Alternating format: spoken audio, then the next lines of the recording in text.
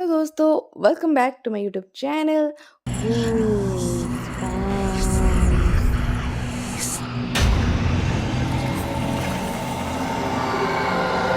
आज मैं एक Spanish psychological horror thriller movie को एक्सप्लेन करने वाली हूँ जिसका नाम है स्लीप टाइट। इस मूवी की IMDb पर रेटिंग 7.2 आउट ऑफ 10 है और बाकी हर जगह पर इसकी रेटिंग काफ़ी ज़्यादा अच्छा है। ये जो मूवी है ये बहुत ज़्यादा क्रीपी है। इसका एक्सप्लेनेशन सुन के आज आपको बहुत ही ज़्यादा मज़ा आने वाला है और डर भी लगने वाला है। तो बिना किसी देरी किए चलिए चलते हैं आज के वीडियो की तरफ।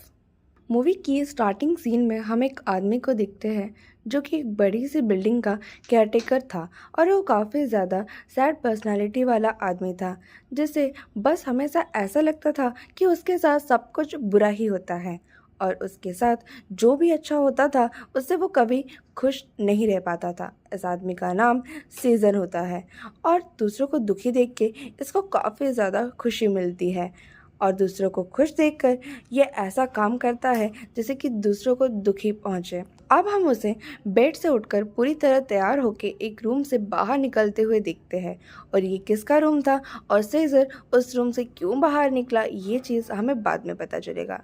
अब सेजर अपने काम के लिए ऑफिस में जाता है और अपने क्लाइंट्स को अटेंड करता है और बाकी छोटे मोटे काम भी उधर वो संभाल रहा था। अब दूसरी तरफ हमें उस लड़की को दिखाया जाता है जिसके साथ सेजर सोया हुआ था और उसका नाम यहाँ पर क्लारा होता है। सेजर असल में क्लारा को बेहोश करके रात में उसके कमरे में आ जाता था और पूरी रात या तो उसके साथ इंटीमेट होता था या फिर उसके साथ सो जाता था।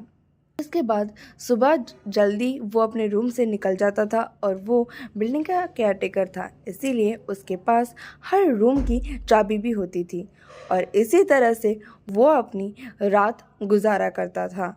यहाँ पर उसी बिल्डिंग में रह रही एक छोटी सी लड़की अरसाला देख लेती है ये सब करते हुए और तब से वो उसे ब्लैकमेल करने लगती है।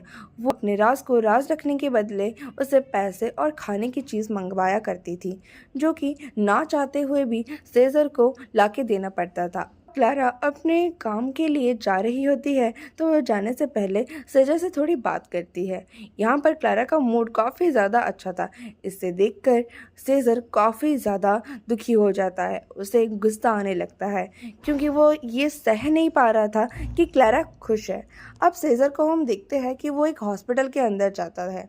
उसके अंदर उसकी माँ एडमिट होती है। वो अपने माँ से अक्सर हॉस्पिटल मिलने के लिए जाता रहता था क्योंकि उसकी मम्मी की तबीयत यूजुअली काफ़ी ज़्यादा ख़राब रहती थी, इसीलिए उन्हें हॉस्पिटल में रहना पड़ता था। जब वो अपनी मॉम से मिलता है तो उनको बताता है कि वो किसी को खुश नहीं देखना चाहता है, स्पेशली क्लारा को, इसलिए वो बहुत ही जल्द बहुत एक हार्ड स्टेप उठाने वाला है, जिसे सुनकर उसकी मम्मा काफ़ी ज़्यादा दुखी हो जाती है। यानी उसके मॉम को अपनी बेटे का पागलपन के बारे में बहुत अच्छे से आइडिया था, बट वो हेल्पलेस थी, वो कुछ कर नहीं सकती थी।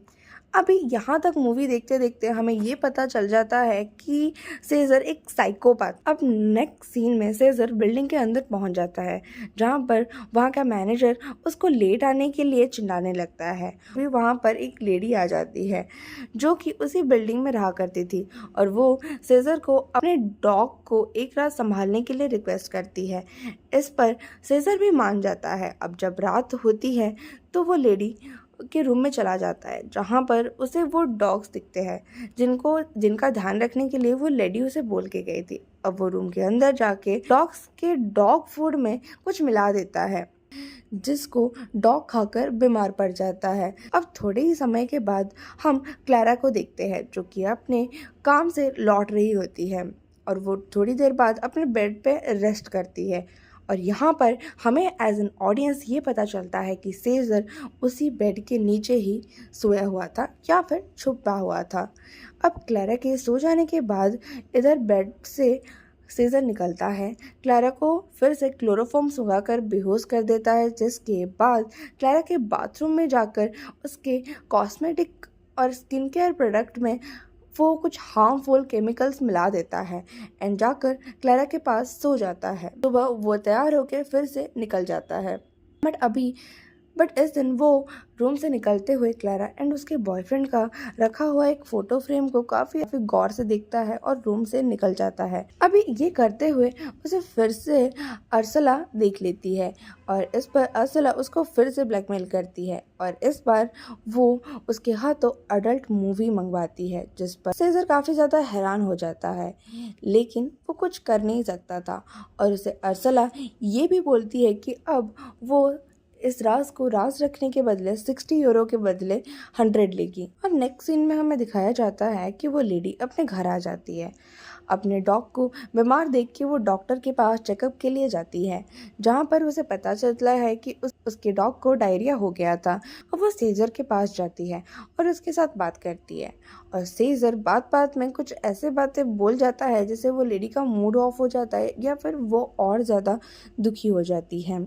उसके बाद हमें यहाँ पर क्लारा को दिखाया जाता है जो कि सुबह उठकर तैयार हो रही होती है और तैयार होते टाइम वो वही सारे स्किन केयर प्रोडक्ट या फिर कॉस्मेटिक्स अपने मुंह में या फिर अपनी बॉडी में लगा रही होती है, जिसमें सेजर ने हार्मफुल केमिकल्स मिला दिया था, लेकिन उसे तो इसका आइडिया था भी नहीं।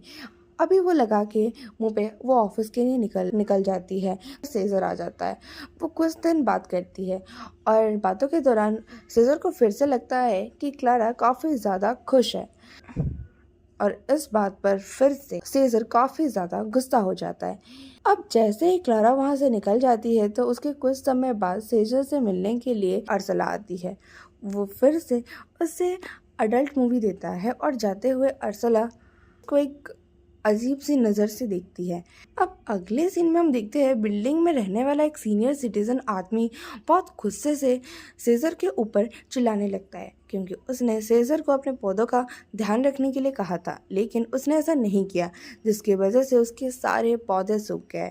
अब यहाँ पर वो हॉस्पिटल आ जाता है, मतलब यहाँ पर सीजर फिर से हॉस्पिटल आ जाता है, अपनी मम्मी को बताता है कि क्लारा अभी भी बहुत ज़्यादा खुश है और आगे ऐसा नहीं होगा। ये सुनकर उसकी मम्मी फिर से दुखी हो जाती है। फिर यहाँ पर सीजर एक रूम में आता है जहाँ पर एक मॉम एंड सन होते हैं, जिनको वो बोलता है कि बिल्डिंग की ऑफिस की कंडीशन बहुत ज़्यादा ख़राब है और वो साफ़ नहीं है, जिसकी वजह से काफ़ी कंप्लेंट आ रही है और इस चीज़ के लिए वो औरत अपने बेटे पर चिल्लाने लगती है। ऑफिस को जल्दी से जल्दी साफ करवाने का वादा करती है।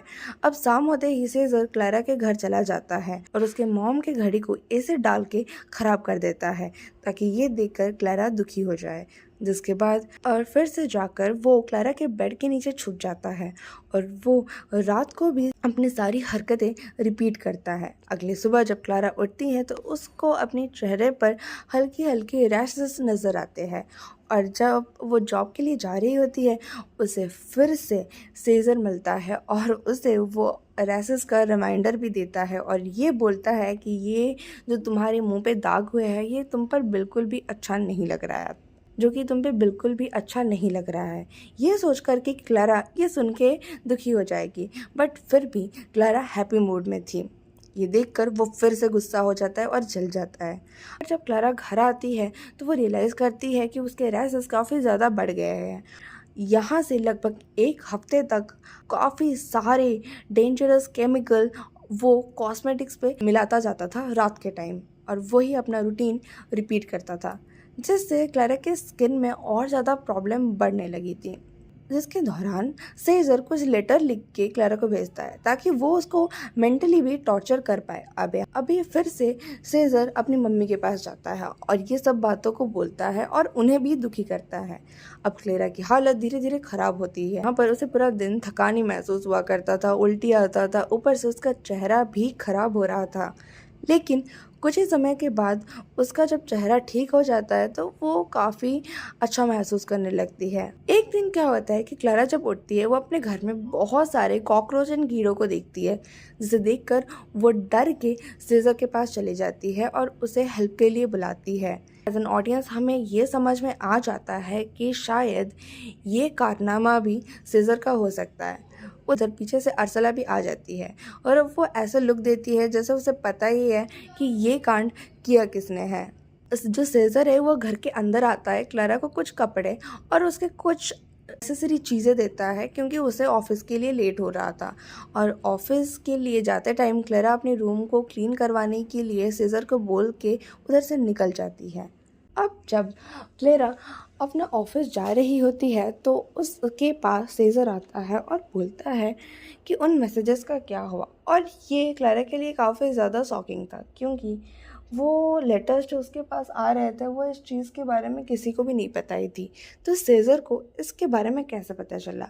अब इस सिचुएशन पे सीज़र को के ऊपर कहीं ना कहीं क्लारा का डाउट जा रहा था, बट वो फिर भी इधर कुछ बोलती नहीं है।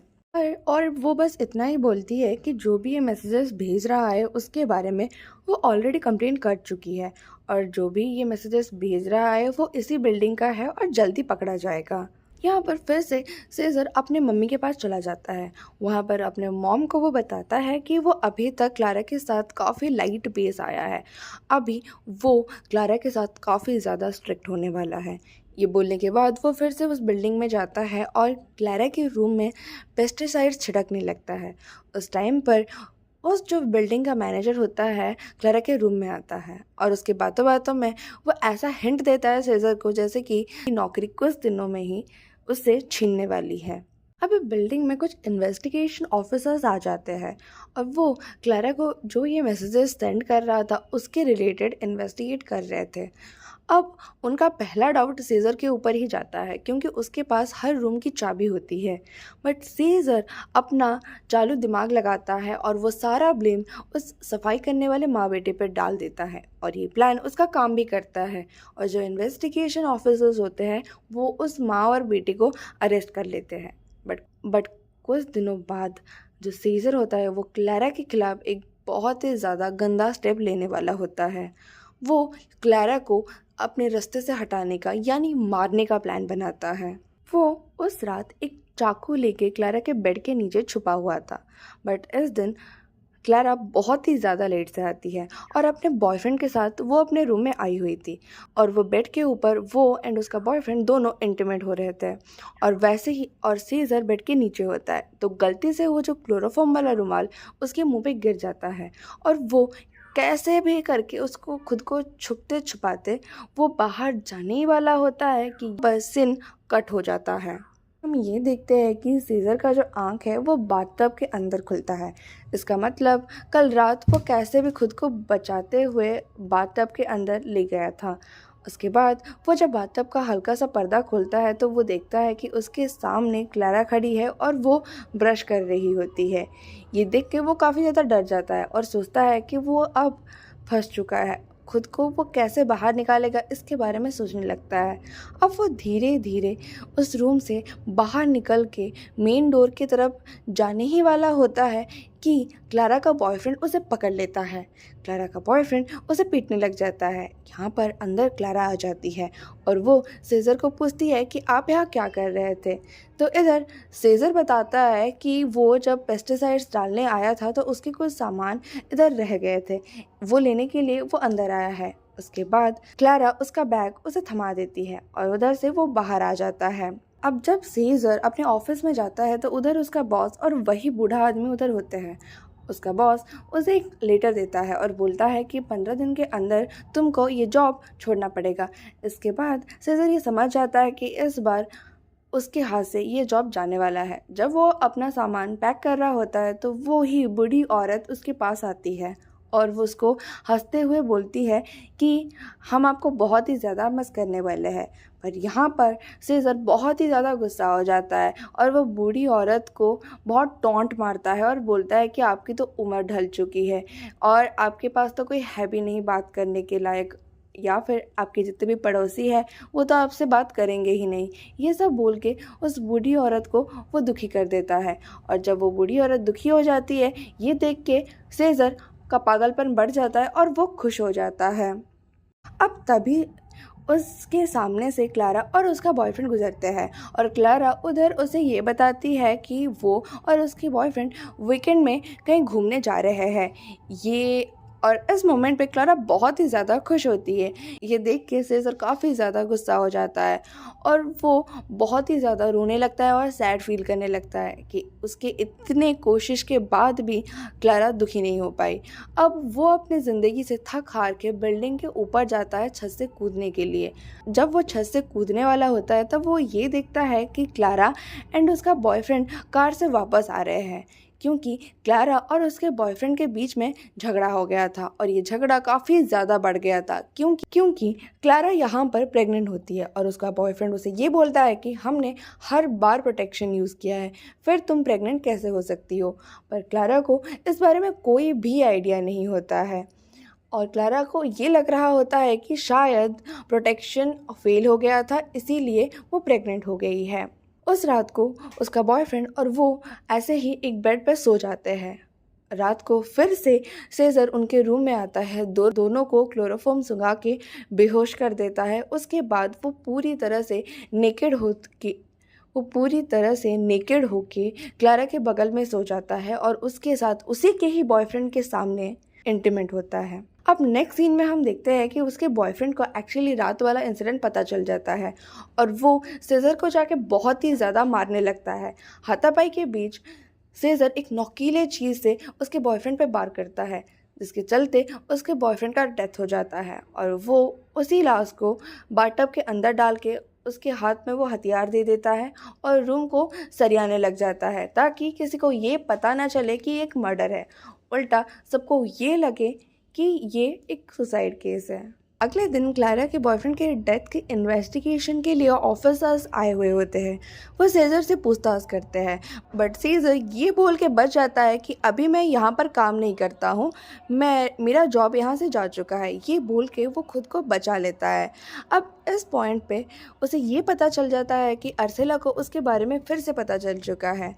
वो अगले दिन रात में अर्सेला के घर पे जाता है, उसके घर वालों को वो बेहोश कर देता है और अर्सेला को बहुत ही ज़्यादा धमकाता है और बोलता है कि मुझे तुम्हारे बारे में सब कुछ पता है, अगर तुम कहीं पे चालाकी करोगी तो मैं तुम्हें मार दूंगा।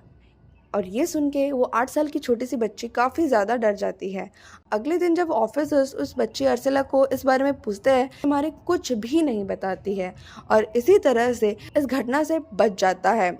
अब क्लारा अपने मम्मी के साथ अपने घर जा रही होती है और इस पॉइंट पे वो एक्चुअली में बहुत ज़्यादा दुखी होती है, जिसे देखकर सीज़र बहुत ज़्यादा खुश हो रहा होता है। ऐसे ही कुछ साल बीत जाते हैं और हम क्लारा के साथ एक छोटे से बच्चे को देखते हैं जिसे क्लारा जन्म दी होती है, क्योंकि उस टाइम पे क्लारा प्रेग्नेंट थी और उसे कहीं ना कहीं ये लगता है कि ये शायद उसके बॉयफ्रेंड का बच्चा है।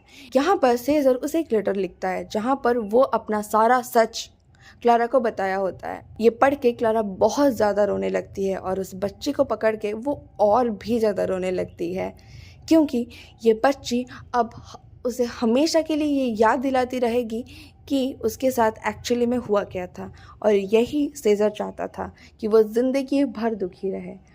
और इसी सीन के साथ ये मूवी यहाँ पर ख़त्म होती है। ये थी स्लीप टाइट मूवी की कहानी। आई होप आपको आज का ये वीडियो पसंद आया होगा। अगर पसंद आया है तो please like, comment, share, subscribe करना मत भूलना। Thanks for watching.